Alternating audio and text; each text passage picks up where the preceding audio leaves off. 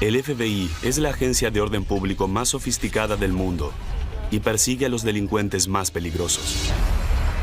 En California, cuando una niña desaparece, vemos a Sandra Cantu que pasa caminando por el parque de caravanas cuando algo le llama la atención. la agencia se pone en acción. Había depravados sexuales que vivían en el parque y también otras personas raras que vivían ahí. ¿Qué probabilidades hay de que Sandra aún esté viva? FBI en el siglo XXI.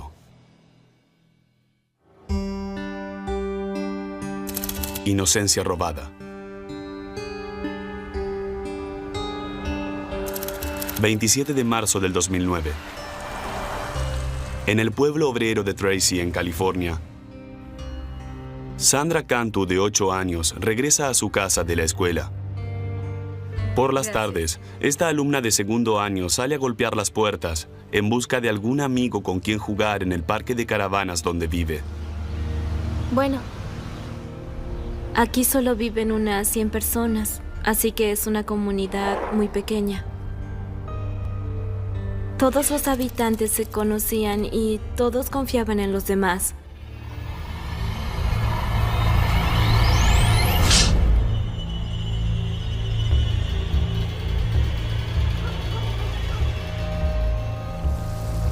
Las horas pasan y Sandra no regresa a su casa para la cena. Su madre, María, está preocupada. Comienza a llamar a los amigos de su hija. Hola, Catherine. Habla María. ¿Has visto a Sandra? Hace horas que vieron a Sandra por última vez. Ok. María siempre les decía a los niños que no salieran del parque de caravanas y ellos no salían. Así que cuando fue a buscarla... ¡Sandra! ¡Sandra! Y no la encontró. ¡Sandra! Supo que algo andaba mal. Poco antes de las 8 de la noche, María llama al departamento de policía de Tracy. Llamada real a emergencias. Well, I have a missing daughter. Okay. How old is she? She's 8. When's the last time you saw her? Oh, it was about 3. She told me she was going over to this one girl to play, and she hasn't been home. And I went looking all over. Hay un 72% de probabilidades de encontrar a un niño perdido dentro de las primeras horas. Luego, con cada hora que pasa, hay cada vez menos. Son estadísticas. La nueva jefa de policía de Tracy, Janet Thiessen, no puede dejar de pensar en eso. A pesar de que hace menos de 2 meses que está en el departamento de policía de Tracy, tiene mucha experiencia y teme por la vida de Sandra. Según las estadísticas, si un niño es secuestrado, se trate de una persona conocida o no, y ese niño es asesinado, lo más probable es que pase dentro de las primeras 3 horas del secuestro. La policía obtiene una descripción detallada de Sandra y de la ropa que tenía en ese momento. Les dicen que Sandra vive con su madre, sus abuelos y 3 hermanos mayores. Todos estaban en la casa esa tarde, pero nadie la vio jugar afuera. Solo hay un testigo. Una cámara de vigilancia que el abuelo de la niña instaló fuera de la casa de la familia para evitar robos. La cámara registró los movimientos de Sandra a las 4 de la tarde, justo antes de que desapareciera. Sandra llevaba puesta una camiseta rosada y unas mallas negras. La última vez que se la había visto estaba en el parque de caravanas. Eso fue importante para nosotros, nos ayudó a reducir el periodo de tiempo. Han pasado horas desde la desaparición de Sandra, pero no hay rastros de la pequeña. Es lo peor que se pueden imaginar. Sentía algo horrible en el pecho porque sabía que algo estaba mal y yo no sabía qué era. La jefa Thiessen tiene 2 hijos y comprende la creciente ansiedad de la familia. Es una situación que nos destroza el corazón, pero tenemos un trabajo que hacer, tenemos que seguir adelante, pero todos somos humanos y no podemos dejar de pensar si este caso es uno de esos casos que salen mal.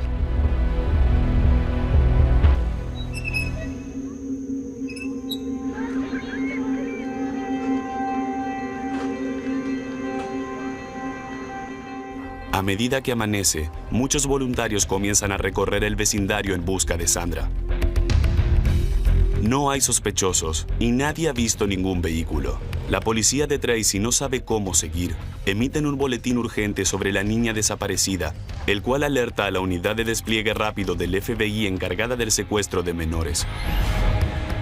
Compuesta por los mejores expertos en secuestro de menores del mundo, esta unidad puede movilizarse hasta cualquier parte de los Estados Unidos en solo 4 horas. El líder del equipo, el agente especial Joseph Bryan y sus colegas se dirigen a Tracy en cuanto reciben la llamada de alerta. Cuando respondimos a la llamada del departamento de policía de Tracy, nos preguntamos qué probabilidades hay de que Sandra aún esté viva. Según las estadísticas, el 97% de los niños secuestrados ya han sido asesinados a esa altura. Pero nuestro trabajo, tanto del FBI como de la policía, era concentrarnos en el 3% restante porque era posible que aún estuviera viva. Por primera vez en su carrera de 15 años, el agente especial Bryan puede ver bien de cerca la importancia de lo que está en juego, gracias al video que registró los últimos momentos de Sandra. Ver a la víctima es algo que como agentes del FBI no podemos hacer con mucha frecuencia, y eso me afectó mucho emocionalmente. El caso conmueve de manera particular al agente especial Todd Davis. Yo tengo 3 hijas, así que me afecta mucho cuando desaparece un niño. Me concentro tanto en eso que me olvido de comer. Cuando voy a casa tampoco puedo dormir. Es algo que no me puedo quitar de la cabeza. La prioridad del FBI es interrogar a todos los habitantes del vecindario. Pero se dan cuenta rápidamente de que la popularidad de Sandra convierte a todos en sospechosos. ¿Y cómo estuvo tu día? Bien. Hablaba con todo el mundo. Siempre preguntaba si podía ayudar a arreglar el jardín o a cocinar. Le gustaba cocinar. Sandra era muy cariñosa. Su personalidad te robaba el corazón y ella tenía una sonrisa hermosa. Siempre estaba sonriendo. Al igual que la mayoría de los niños del lugar, a Sandra le permitían andar por el parque libremente y todo el mundo le abría las puertas a esa pequeña encantadora que siempre sonreía. Sandra iba a casi todas las caravanas y conocía a casi todo el mundo. Así que eso nos dificultó un poco el trabajo, porque todas las casas tenían que ser investigadas. Se colocan puestos de control alrededor del área y se revisan todos los vehículos. Los investigadores no tienen ninguna pista sólida hasta que reciben un dato de una vecina preocupada, la madre de la mejor amiga de Sandra. Esta vecina le envía un mensaje de texto a la madre de Sandra para decirle que le robaron una maleta de la entrada de su casa casi a la misma hora en la que desapareció la pequeña. Este incidente podría no estar relacionado con su desaparición, pero a los investigadores les preocupa. El vecindario limita con la autopista 205, la cual conecta el área de la bahía con el pueblo de Tracy. Habría sido muy fácil para cualquiera entrar en el área, manejar unas calles, ver a la pequeña y llevársela. Si el secuestrador hubiera sido un extraño, en ese tipo de escenario, no podríamos haber conseguido ninguna información. El FBI se pregunta quién puede ser el secuestrador de Sandra. La unidad de análisis del comportamiento nos dijo que principalmente debíamos buscar a hombres que conocieran a Sandra y que vivieran en el parque de caravanas. Así que empezamos a investigar a las personas que habían tenido contacto con ella en los últimos años, en especial hombres adultos. Pero hasta ese momento, el perfil es hipotético y solo está basado en estadísticas. En este caso, no había escena del crimen. Y sin escena del crimen, no había suficiente información que pudiéramos usar para crear un perfil sobre lo que podía haber pasado. Pero los agentes del FBI saben que hay otra cosa que es muy posible: que el secuestrador de Sandra la conozca y sea alguien cercano. Uno nunca sabe qué secretos pueden esconder todas las personas que uno considera amigas. El detective de la policía de Tracy, Tim Bauer, está en el equipo de investigación. Ya ha estado en este vecindario por otros casos y reconoce a la familia de Sandra. Al igual que todos los demás, no podrá descansar hasta encontrar a la niña. Este es el tipo de caso en el que uno no puede dejar de pensar, ni siquiera cuando se va del trabajo.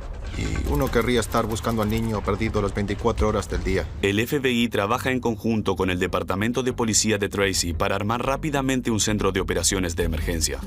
Usamos unos 65 agentes del FBI y unos 26 detectives del departamento. Teníamos un grupo de personas que analizaban las pistas a medida que ingresaban por 3 computadoras distintas. Departamento de Tracy. Cada segundo cuenta.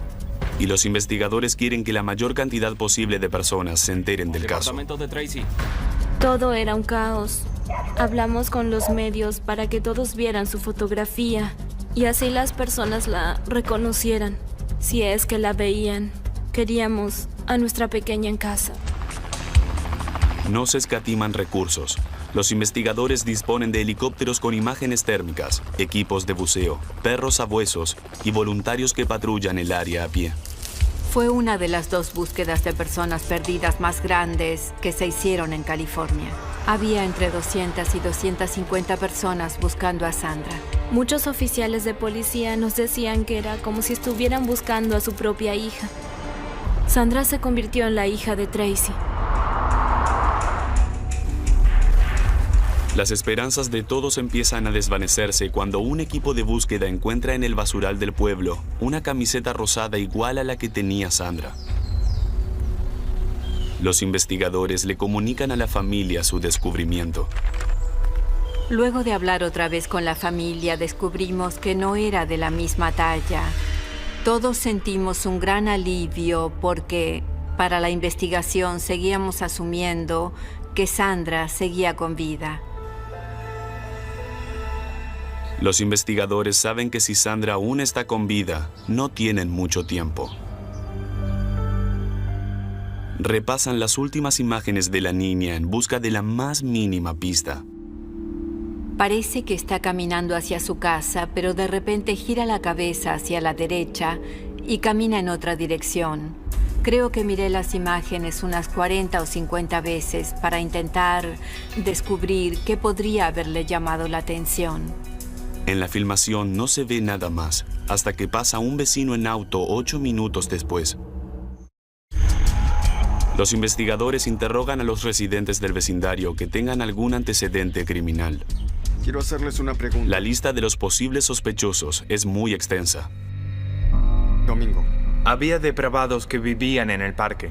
Personas en libertad condicional, en libertad bajo palabra, y también otras personas raras que vivían ahí. En estas situaciones en particular, intentamos recordar que si bien estamos buscando delincuentes sexuales, según las estadísticas, solo el 2% está registrado como tal. Esto no significa que no sean delincuentes, sino que no los hemos capturado la primera vez y por lo tanto no tienen antecedentes de arresto. La policía quiere hablar con un hombre que hace 2 años se acercó a Sandra en la piscina del vecindario. En la piscina, este hombre le había quitado el cabello del rostro a Sandra y la había besado en la boca. Eso nos preocupó. El hombre admite haberla besado, pero les dice a los investigadores que solo fue un gesto de cariño inofensivo. No tiene antecedentes criminales, pero hace una confesión inquietante. Nos dijo que tenía fantasías sexuales con niñas pequeñas y sus fantasías se concentraban en niñas de entre 9 y 10 años, así que eso lo convirtió en sospechoso. Pero este hombre no es el único sospechoso del lugar. En la tarde en que Sandra desapareció, el encargado del parque se encontró con el conductor de un camión de helados desconocido, que hablaba con los niños cerca de la casa de Sandra. Hola, ¿qué tenemos aquí? Hola, ¿me da uno de chocolate? Claro que sí. Había un heladero que no solía ir a esa zona en particular. Qué hermosa niña eres. Y eso le resultó sospechoso a algunos vecinos del pueblo. ¿Qué te dijimos de venir al parque? Así que fue otra pista que tuvimos que seguir. ¿Acaso Sandra cayó en las manos del atacante por ser tan confiada? Sandra era una niña muy cariñosa. Pensamos que estos hombres podrían haberse aprovechado de su personalidad amigable para cumplir sus propios fines. Cae la noche y todavía no hay ninguna pista sólida. El pueblo de Tracy se reúne para una vigilia a la luz de las velas. La comunidad demostró mucho amor y apoyo. Dejaron muchos animales de peluche. Cientos y cientos de animales de peluche en memoria de Sandra. Los investigadores también van a brindar su apoyo y a buscar sospechosos. La pacífica ceremonia se interrumpe cuando una mujer se acerca desesperada a los agentes del FBI. ¡Encontré Gritaba, encontré algo. Dice Cantu. Así que yo, otros agentes y uno de los oficiales de policía la seguimos. Estaba muy alterada, no dejaba de gritar todo el tiempo. Cuando llegamos a la parte en la que están las casillas de correo del complejo, apuntó a un lugar y nos dijo, está ahí. ¡Está ahí! ¡Lo vi aquí en la hierba! Los investigadores recogen la nota, que tiene un mensaje escalofriante. La nota decía, Cantu está en una maleta robada en el agua entre Bachet y Whitehall. Firma testigo. A Thomas Testa, fiscal auxiliar de distrito del condado de San Joaquín, la nota le parece sospechosa. Lo más interesante de esta nota era que parecía que las palabras estaban mal escritas a propósito. Por ejemplo, una palabra simple como en. Un experto del FBI vio la nota y en su opinión el autor trataba de camuflar su escritura, su forma de escribir. ¿La nota es verdadera o alguien está intentando despistar a la policía? Los investigadores no pueden correr riesgos. Al amanecer, los agentes ordenan una búsqueda inmediata en los estanques que están cerca de la dirección escrita, a unos 3,5 kilómetros del parque. La intersección limita con un río y una granja de lácteos, y hay varios estanques donde se escurren los desechos del ganado. Los investigadores no saben bien dónde buscar. En los estanques era muy difícil buscar por las aguas residuales que desembocaban ahí y que venían de la granja. Era imposible que los buzos encontraran algo. Los investigadores no saben con certeza si el cuerpo de Sandra está en el estanque. Tienen muchas preguntas y acuden a quien encontró el mensaje para pedirle ayuda. Melissa Huckabee, de 28 años, es la misma vecina que denunció una maleta robada de su entrada el mismo día en que desapareció Sandra. Melissa, amiga de la familia, es una madre soltera que cría a su hija de 5 años en la casa de sus abuelos. Su hija es la mejor amiga de Sandra. Su hija jugaba con Sandra y su familia siempre iba a la iglesia. Su abuelo era el pastor de la iglesia que había a la vuelta de la esquina. Este versículo de la Biblia. Y ella enseñaba ahí. Así que como familia nos sentíamos seguros con ella cerca.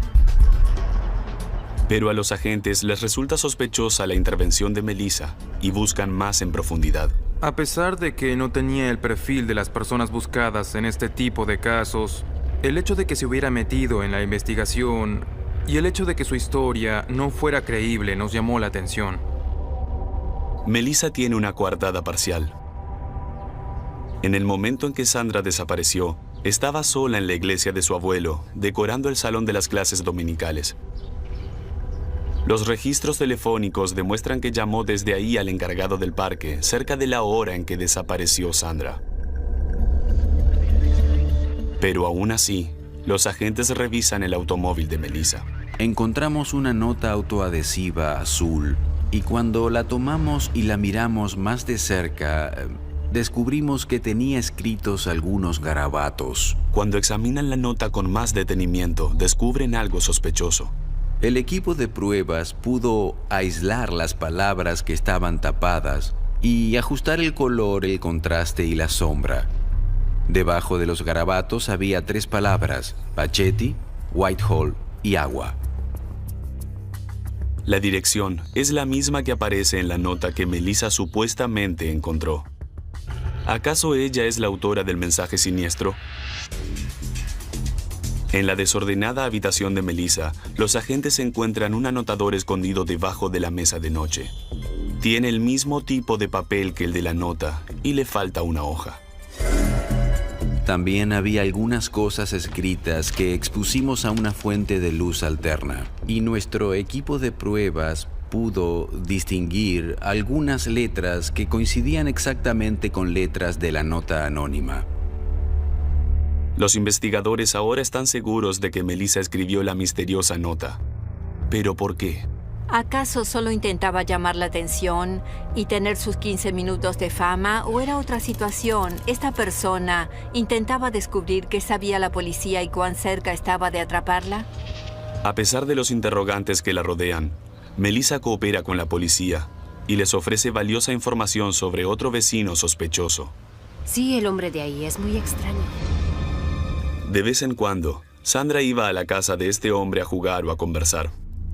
Y este hombre había participado en otro alarmante incidente con otra niña del parque. Habían drogado a una niña de 7 años y él había ayudado a la madre de la niña a llevarla al hospital. Pero cuando la policía llegó, él se fue de repente. Esa fue una indicación de que quizá estaba escondiendo algo. Un grupo de perros sabuesos revisan el vehículo del hombre y parece que encuentran un cadáver. Pero el equipo de pruebas no halla rastros de restos humanos. Mientras tanto, algunos vecinos se acercan con más información inquietante. La policía se sorprende cuando un padrastro y su hijastro, que comparten una caravana, les dan fotos de Sandra que tenían en sus celulares. Tenía los pantalones desabrochados y estaba sentada en las piernas de alguien. Que hayan admitido que ella iba a su habitación con frecuencia nos preocupó bastante. Cuando revisan su casa, encuentran imágenes cuestionables de niños en la computadora y animales de peluches que utilizaban para masturbarse. Pero ninguno de los hombres tiene antecedentes criminales por abuso de menores. Ya ha pasado una semana desde la desaparición de Sandra, y este vecindario que parecía tan idílico se ha convertido en la tierra del terror. Los agentes del FBI y el Departamento de Policía de Tracy trabajan contra reloj para seguir pistas. Con cada hora que pasaba, sentíamos más estrés y más tensión. Tenía que ordenarles a todos que volvieran a casa.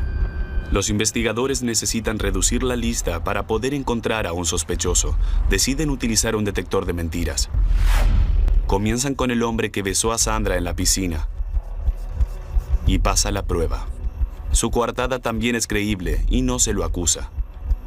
El vecino sospechoso también pasa la prueba, pero no tiene una buena coartada para ese lapso de tiempo.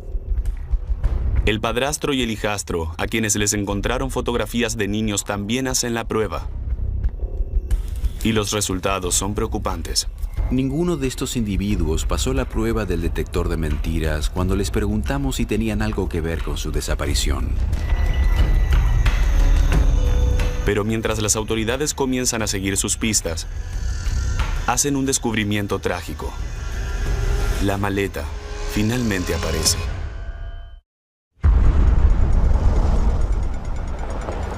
Ya han pasado 11 días desde que Sandra Cantu, de 8 años, desapareció de su casa en Tracy, California.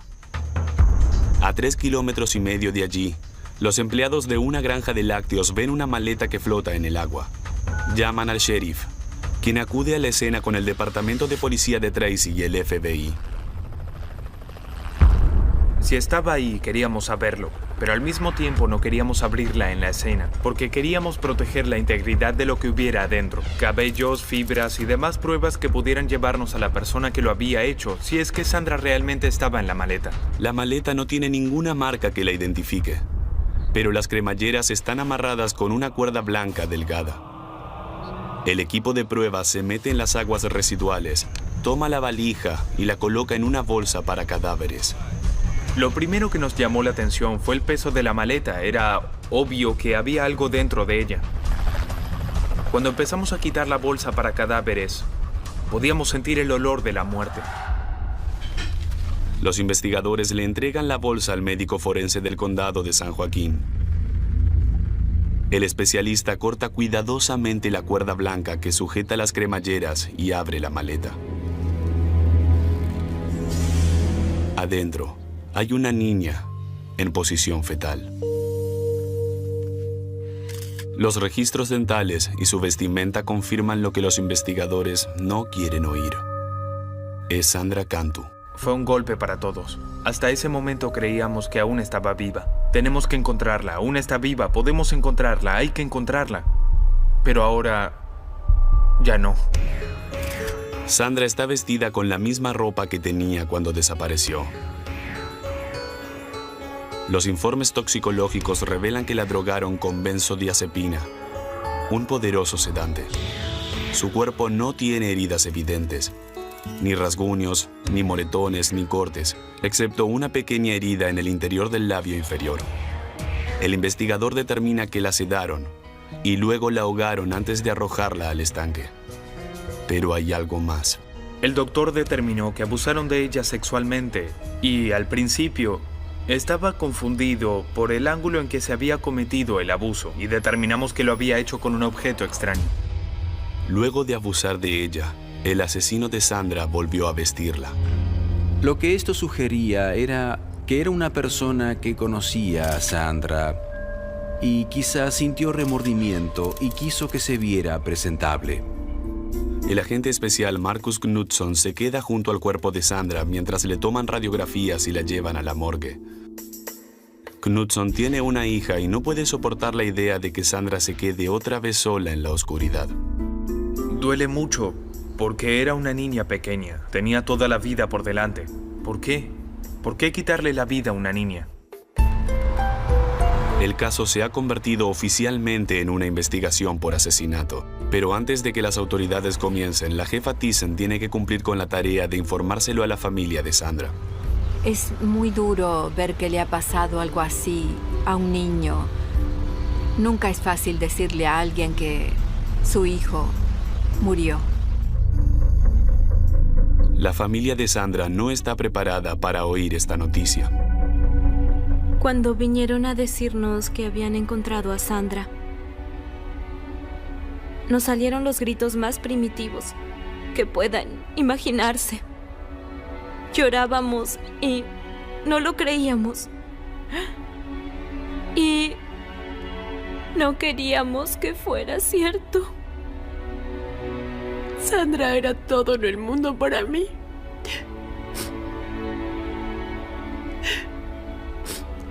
Era mi hermosa hija.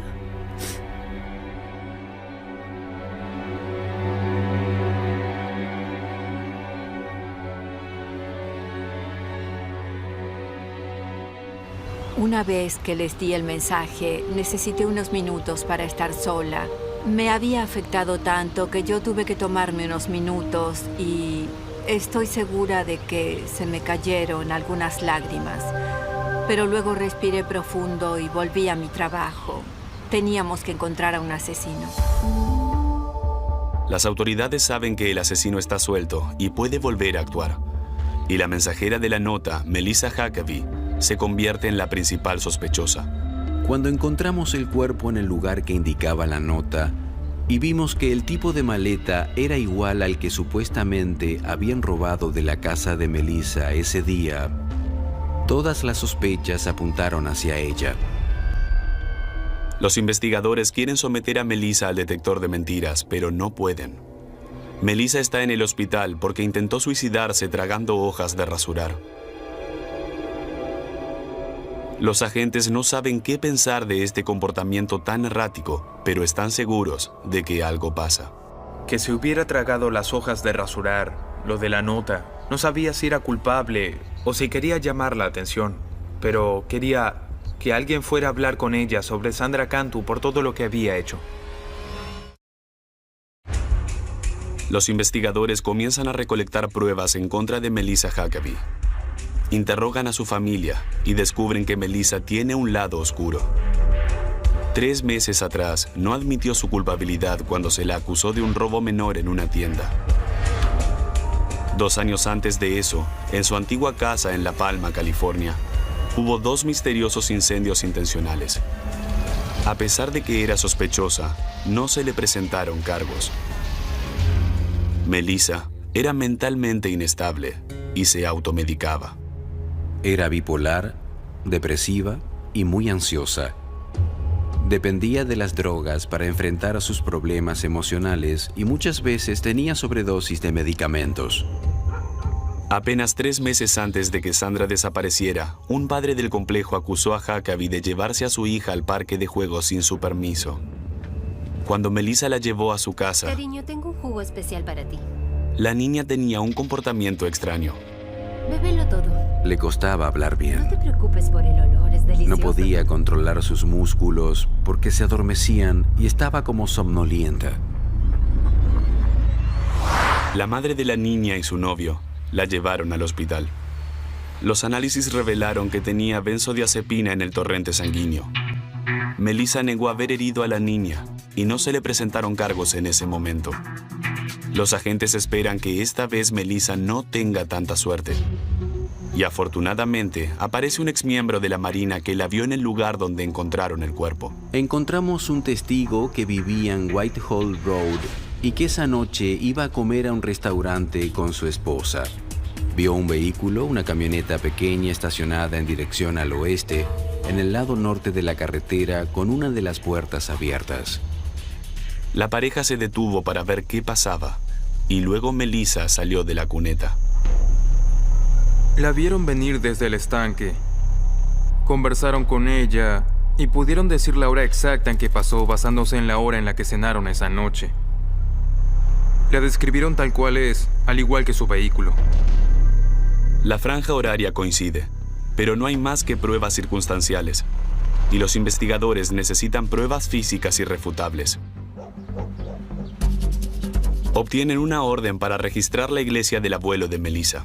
Hicimos una búsqueda en la iglesia para tratar de encontrar alguna cuerda que coincidiera con la descripción de la que habíamos encontrado en la maleta y encontramos una persiana en el aula que Melissa utilizaba los domingos. La habían cortado y vuelto a amarrar. Los investigadores también buscan el objeto que Melissa supuestamente utilizó para abusar sexualmente de Sandra. Recorrimos de lado a lado la iglesia con una fuente de luz alterna para buscar fluidos corporales y sangre. En la cocina encuentran un rodillo de amasar doblado. El rodillo de amasar tenía una mancha roja en un extremo. Así que lo tomaron con guantes, desde luego, lo pusieron en una bolsa e intentaron encontrar huellas digitales en la mancha. Ahora, los agentes deben esperar los resultados del laboratorio para poder proseguir. Quieren que el caso tenga evidencias firmes antes de arrestar a Melissa Huckabee, pero no se podrán dar ese lujo. 5 días después de haber entrado en el hospital, a Melissa le dan el alta. Su hija y sus abuelos se han ido de la ciudad y su casa está vacía. La policía interviene el teléfono de Melissa. Al día siguiente, escuchan un llamado telefónico que los sorprende por completo. Le pidió a la hermana de Sandra que fuera a jugar con su hija. Hola, María. Me gustaría saber si tu hija puede venir a jugar con la mía. La preocupación del departamento de policía de Tracy y del FBI era que Melissa Huckabee le estuviera pidiendo a esta niña que fuera a su casa para poder matarla, como lo había hecho con Sandra.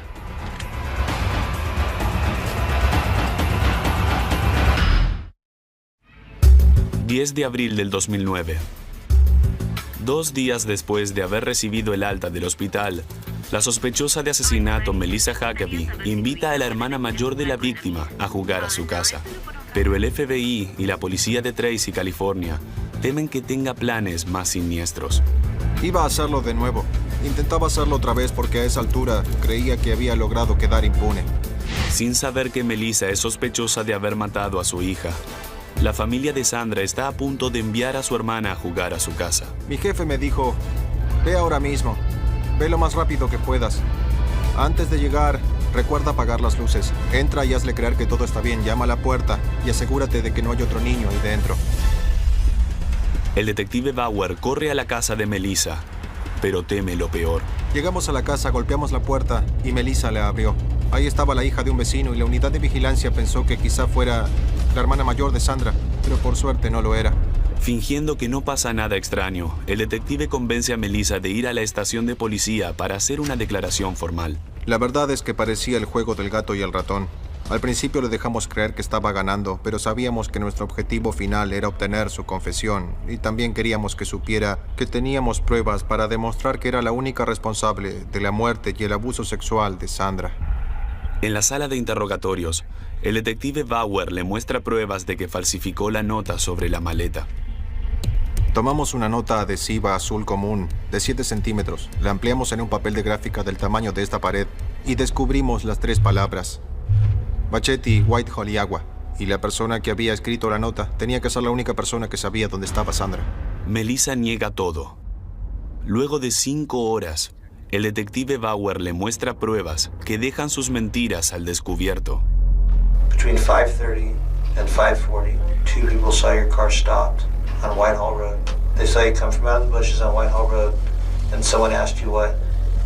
When I was okay, and I said I was going to the bathroom. Mm-hmm. What were you doing, Melissa?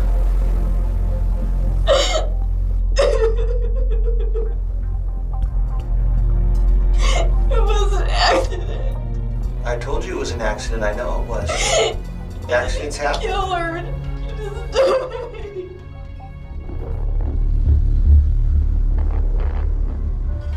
Melissa sostiene que la muerte de Sandra fue un accidente horrible y que pasó mientras jugaba al escondite con su propia hija.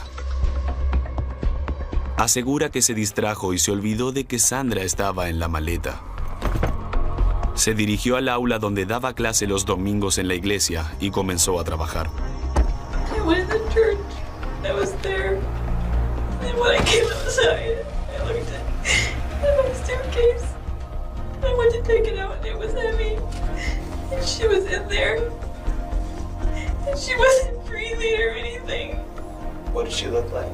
She looked pale. I thought that I killed her. Huh? I thought that she was dead. And I panicked. So what happened? I tried to wake her up and she wouldn't wake up. Melissa sostiene que intentó realizarle resucitación cardiopulmonar, pero que no funcionó. Volvió a encerrar a la niña en la maleta y decidió esconder el cuerpo en el estanque. And I killed her. I didn't want anybody to think that I had killed her. And I didn't know what else to do. Melissa niega haber abusado sexualmente de la pequeña, pero su confesión parcial es suficiente para que el departamento de policía de Tracy la arreste por el homicidio de Sandra Cantu. Los investigadores le cuentan las sorprendentes noticias a la familia de Sandra. Nos sentimos traicionados al enterarnos que la madre de la amiga de Sandra había hecho esto. Los análisis forenses realizados en las pruebas encontradas en la casa de Huckabee y en la iglesia confirman lo que los investigadores ya saben, que la muerte de Sandra no fue un accidente. Los informes revelan que el rodillo de amasar de metal hallado en la cocina de la iglesia tiene rastros del ADN de la niña. Sandra jamás había estado en esa iglesia, así que su ADN no tenía por qué estar ahí. Era una prueba muy contundente. Comparan la cuerda de la persiana de la iglesia con la cuerda de la maleta. El laboratorio nos envió un informe que indicaba que la cuerda era del mismo tamaño, color, dimensión y material que la cuerda encontrada en la maleta. Un análisis de la computadora de Melissa sugiere que el asesinato de Sandra Cantu fue premeditado. Encontramos un artículo en el que se detallaba la muerte de un niño. Ese niño había sido asesinado por su abuelo, quien lo había encerrado en una maleta que luego lanzó al río. Teniendo en cuenta las pruebas de esta investigación, parecía premeditado. Fue una lamentable oportunidad que se le presentó y ella la aprovechó. Las pruebas forenses son la pieza final del rompecabezas. Las autoridades las utilizan para armar una línea de tiempo de lo que le sucedió a Sandra, comenzando por la filmación de la cámara de vigilancia. A las 4 de la tarde, Sandra desapareció de la pantalla en dirección a la casa de Melissa. Sandra, ven aquí conmigo. Hola. Ven aquí, vamos. ¿Quieres ayudarme a decorar la iglesia? Claro. Ok, vamos, súbete. 8 minutos después, pasa el auto de Melissa.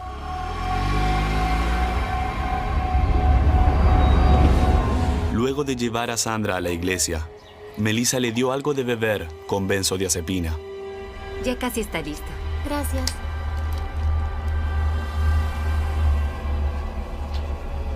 Aquí tienes. Vamos, bébelo todo.